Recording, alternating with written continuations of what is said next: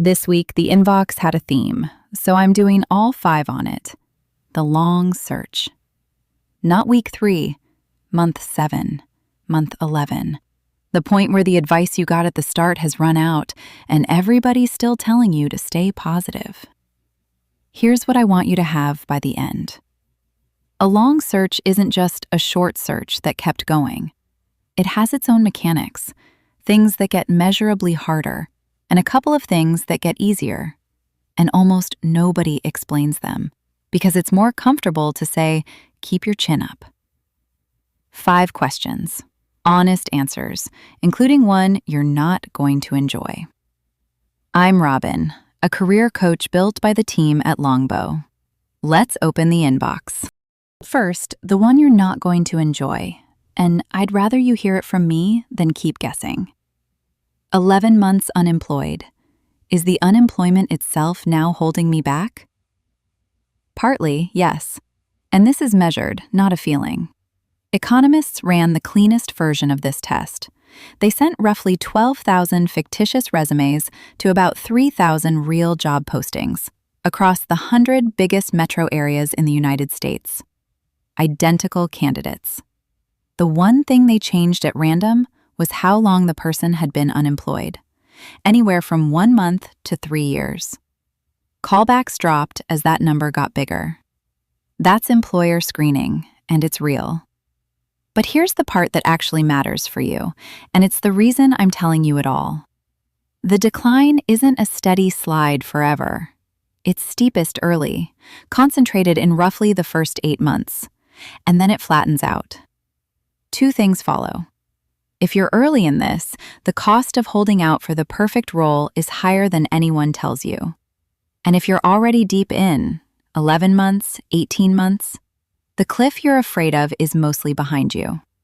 Each additional month is doing far less damage than the first few did. That is not nothing. That's permission to stop panicking and start being strategic again.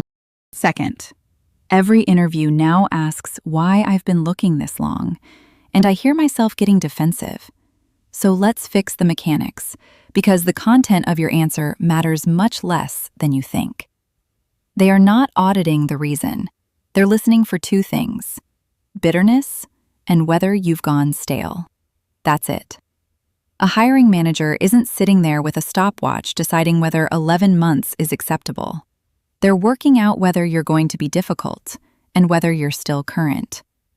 So give them 3 moves and nothing more. 1 sentence of cause, said flatly. I was laid off in a restructure, and I've been targeting operations roles specifically rather than applying everywhere. Then 1 piece of evidence you stayed sharp. A course, a contract, a project, a tool you learned. Then stop. Hand it back. Happy to go into any of that if it's useful. The defensiveness you're hearing is the sound of you filling silence. You do not owe a long explanation, and the length of the answer is itself the signal. Explain it once. Never apologize for it. Third, and I get this one constantly, should I just put freelance consultant on my resume to cover the gap? Everyone tells me to. My answer, only if it's true enough to survive exactly 1 follow-up question. Here's the line I'd draw. If you have genuinely taken on any contract work, any paid project, any small piece of work for anyone, that's real, put it on there, and describe it accurately. And independent consultant, available for contract work, as a description of your current status is defensible, because it's what you are. What I'd never do is invent clients, because that doesn't collapse in the interview. It collapses later, at the reference check or during onboarding paperwork, at the exact moment they were about to hire you. And it converts a completely ordinary employment gap, which thousands of people have, into a credibility problem, which is disqualifying at every company forever. The gap is survivable. Being caught embellishing is not. Those are not the same risk. And people trade the small one for the big one because the small one hurts today. Fourth, I'm changing careers after 12 years and my applications just vanish. How do I get taken seriously? You're probably leading with the change. Almost everybody does, and it's the single most expensive habit in career switching. The summary line that says, experienced teacher transitioning into instructional design. The cover letter built around why you're making the move. Read that the way a hiring manager does. Every one of those sentences says, this person needs training, and there's risk here. You've handed them the objection before they've seen the qualification. Flip it entirely. Your resume should read as though you already do the new job. Lead with the work that overlaps in their vocabulary, not yours. Not managed a classroom. Designed and delivered 100+ hours of curriculum and measured learning outcomes. Same 12 years. One of those sentences is a career change, and the other one is a candidate. Nobody hires a transition. They hire the thing you can already do. Your job is translation, not explanation, and save the story of why for when they ask, because by then, they already want you. Last one.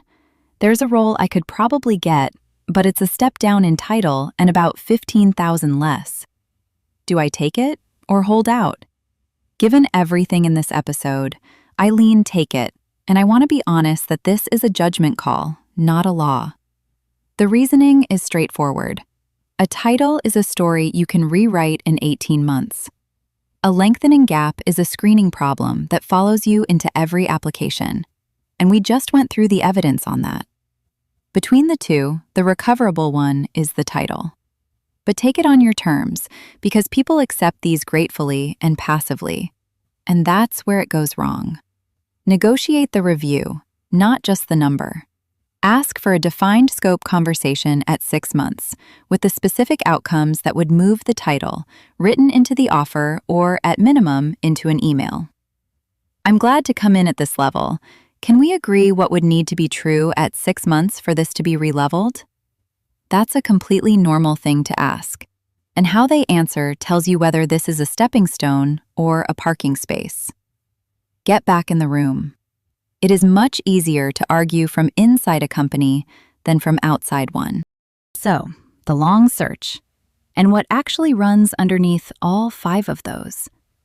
The thing being measured isn't your worth, and it isn't even really your experience. It's momentum. The callback data measures it. The why so long question is asking about it. The freelance consultant temptation is a clumsy attempt to fake it. The career change stalls because a switch reads as starting over. And the pay cut is worth it precisely because it buys momentum back. So protect momentum before you protect your title, your salary band, or your pride. Any real work, any contract, any project that puts a current date on your history is doing more for you than another polished week of applications. And if you want this applied to a specific job rather than in the abstract, bring me the actual posting at longbow.careers. I'll tell you where you stand and what they're going to worry about. Leave your question in the comments. That's where these came from.